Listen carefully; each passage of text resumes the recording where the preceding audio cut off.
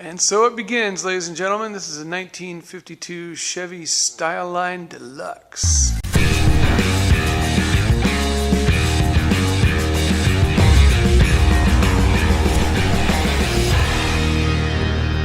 I am looking forward to getting this bad boy on the road, but we're not going to go all stock with it. I'm actually going to replace the engine and tranny, something more current, and actually the rear end as well. Still going all Chevy with it. I'm sticking with GM products, but some of the sourcing is a little unusual, but this is going to be my next project. I love the green color. We sanded through the blue and found the original green, which I love. I don't know who put that blue on there. I think that green is so much more attractive. You can see we started doing some Bondo and just kind of get a sense of where we're at with the whole thing, but really looking forward to getting it on the road. And this right here, and a little bit of a mess at the moment, but this is the donor frame. I'm going to be using parts of it. I don't think I'm going to use the whole frame on it. At least that's not currently the plan, but we'll see what happens once I get a little deeper into the style line. But this is a frame from a 1998 S10. And it's got all the modern steering gear ratios on there. It's got all the modern geometry for the suspension, front and rear. And so I'm really tempted to just swap everything over to this. The other thing is I really do believe that one frame will fit inside the other, side to side. So we're hoping that'll be the case, but I won't know for sure until I get it all apart. But based on my preliminary measurements, it's looking like that's the case. Underneath the plastic there is the master cylinder and everything that came with this 98 frame. So that's all hidden underneath there. And then I'm going to walk you through the shop at the risk of making you dizzy here or seasick. This is our engine. And as crazy, bizarre, whatever as it may sound, this is a 250 Chevy straight six, and it came off of a 1976 Gleaner combine. Pulled it out just like you see it. Basically undid a few bolts, pulled 4 bolts out of the Gleaner to remove the brackets in the front, and then 2 in the back. There's the radiator came out of the Gleaner as well, which I may very well use in this car. I don't know, but it did an adequate job in the Gleaner. And based on hours and just doing some basic math, this engine's only got about 35,000 miles on it. And it's been used off and on throughout the years. It still runs great. Got a little bit of an oil leak. I think the gasket around the cover there at the top needs to be changed out. It's got a leak down the what would be the driver's side of the engine.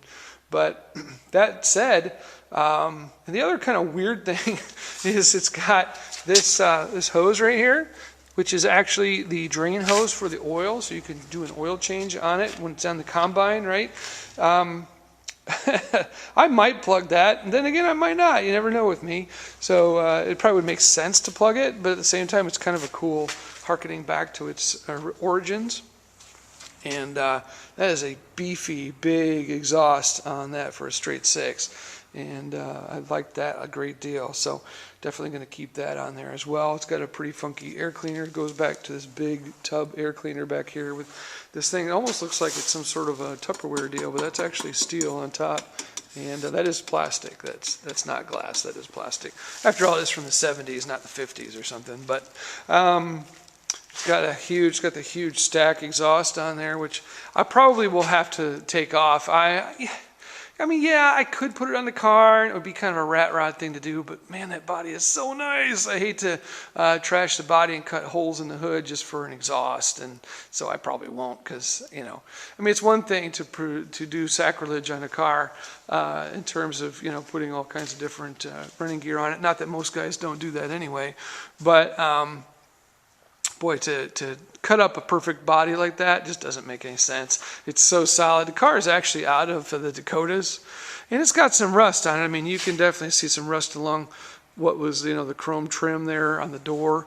But overall, it's super solid. Somebody's already gone through the trouble of putting rocker panels on it. I didn't do that, but they did a really nice job on it. The doors are solid. The body is good all the way around. So I really can't see any reason to trash that stuff. So this is going to be the next project coming up. I'm definitely looking forward to that, and I'll be keeping you guys informed. as to how it's going. I'll be doing my best to give you some video updates, and we'll be feeding that stuff along on the page. And it's just it's a cool project, man. She's still got a lot of potential. She's really, really solid. Somebody upholstered the seats, which I think I'll probably keep them. I don't really see any reason not to. They're in really nice shape. It's just, I think it's like a cover, aftermarket covers that somebody put on there. And, you know, it's got the original dash and everything. And the floors are pretty solid. I mean, you can see a hole there, but that's factory. There's nothing in here that's really rotten. I haven't taken the seats out, but I mean, you know, there's no hole. That's the floor, at the board. But that's the floor right there, and it's nice and solid. There's really nothing that makes me concerned about the quality of the car overall. Even the roof has got a little more than just a light skim of rust underneath what was the original headliner. So cracked windshield, cracked some glass and everything, but the car's complete. It's all here. I got bits and bobs in the trunk. I got a whole bunch up on in a box up on the pallet racking up there, and but it's cool, man. So we're looking forward to tearing into this. This will be my next thing, and again, we'll keep you updated as we go. Hey, you guys have a great one. God bless.